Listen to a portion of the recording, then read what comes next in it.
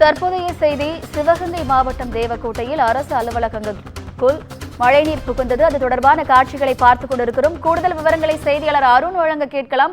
வணக்கம் அருண், கூடுதல் விவரம் என்ன, பதிவு பண்ணுங்க.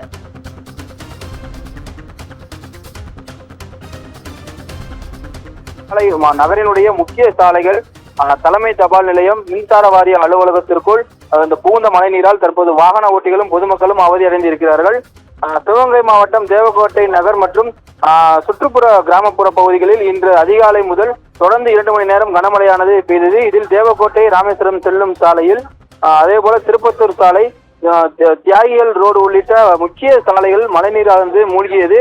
இதனால் அவ்வழியாக சென்ற வாகன ஓட்டிகள் மிகவும் அவதியடைந்தனர். மேலும் மழைநீர் செல்லும் பாதைகளில் அடைப்பு ஏற்பட்டதால் தலைமை தபால் நிலைய அலுவலக வளாகத்தில் மழைநீர் புகுந்துள்ளது.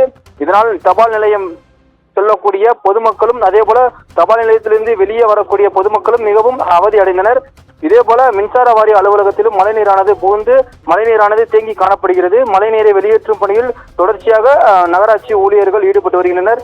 தேவக்கோட்டையில் 2 மணி நேரம் தொடர்ச்சியாக பெய்த கனமழையால் பொதுமக்கள் மற்றும் வாகன ஓட்டிகள் சிரமப்பட்டனர். சாலைகளில் மழைநீர் தேங்கிய சம்பவம் குறித்து அறிந்த தேவக்கோட்டை நகர்மன்ற தலைவர் சுந்தரலிங்கம் நீர் தேங்கி இருந்த பகுதிகளுக்கு நேரடியாக கள ஆய்வு செய்து நகராட்சி பணியாளர்களை வைத்து தற்போது மழைநீரை வெளியேற்றும் பணியிலும் ஈடுபட்டிருக்கிறார்கள். வினிதா,